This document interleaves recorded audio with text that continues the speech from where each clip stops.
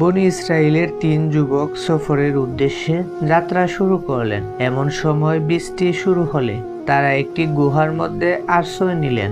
এমন সময় তারা খেয়াল করে দেখলেন একটি পাথরের খণ্ড এসে গুহার মুখটি বন্ধ হয়ে গেল। তখন তারা একে অপরকে বলতে লাগলো, চলো আমরা নিজেদের সৎ কাজের কথা চিন্তা করে বের করি, যা শুধুমাত্র আল্লাহর সন্তুষ্টির জন্য করেছিলাম। তাহলে হয়তো আল্লাহ তাআলা এই কাজের বিনিময়ে আমাদের এই বিপদ থেকে রক্ষা করবেন। তখন তাদের মধ্যে একজন বলতে লাগলেন, হে আল্লাহ, আমার আব্বা আম্মা খুব বৃদ্ধ ছিলেন এবং আমার 2টি শিশু সন্তান ছিল। আমি তাদের ভরণ পোষণের জন্য পশু পালন করতাম। সন্ধ্যায় যখন বাড়ি ফিরতাম তখন দুধ দহন করতাম।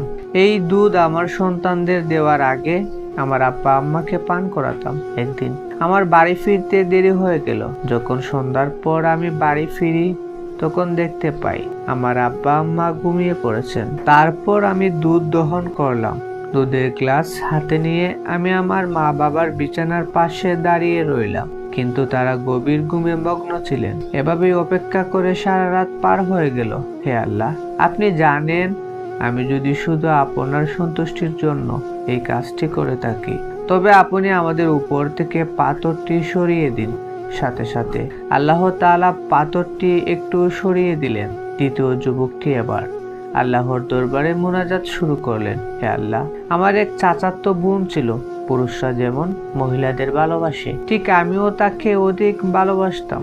একদিন আমি তার কাছে চেয়ে বসলাম, অর্থাৎ তার সাথে খারাপ কাজ করতে চেয়েছিলাম, কিন্তু সে অস্বীকৃতি জানালো। সে আমাকে একটি অদ্ভুত শর্ত দিল, আমি যখন 100 স্বর্ণ মুদ্রা নিয়ে আসতে পারবো তখন সে আমার প্রস্তাবে রাজি হবে। অবশেষে আমি অনেক চেষ্টার পরে 100 স্বর্ণ মুদ্রা নিয়ে আসি। যখন আমি তার 2 পায়ের মাঝে বসলাম, সে বলল, হে আল্লাহর বান্দা, আল্লাহকে ভয় করো, অন্যায়ভাবে আমার সতীত্ব নষ্ট করো না। তখন আমি দাঁড়িয়ে গেলাম, হে আল্লাহ, আপনি আমার মনের কথা জানেন। আমি যদি আপনার সন্তুষ্টির জন্য এই কাজটি করে থাকি, তাহলে আপনি আমাদের জন্য এই পাথরটি সরিয়ে দিন। তখন পাথরটা আরো সরে গেল। তৃতীয় ব্যক্তিটি 2 হাত তুলে বলল, হে আল্লাহ, আমি এক ফারাক চালের বিনিময়ে একজন শ্রমিক নিয়োগ করেছিলাম। যখন সে তার কাজ শেষ করলো তখন বলল, মালিক, আমার বেতন দেন। আমি তাকে তার বেতন দিতে যাব, কিন্তু সে তা নিল না। তারপর আমি তার বেতন দিয়ে কৃষি কাজ করতে লাগলাম এবং এর দ্বারা অনেক গরু এবং রাখাল জমা রাখলাম। বেশ কিছুদিন পর সে আমার কাছে এসে তার পারিশ্রমিক চাইলো। আমি বললাম, এইসব গরু এবং রাখাল নিয়ে যাও। সে বলল, আপনি কি আমার সঙ্গে ঠাট্টা করছেন?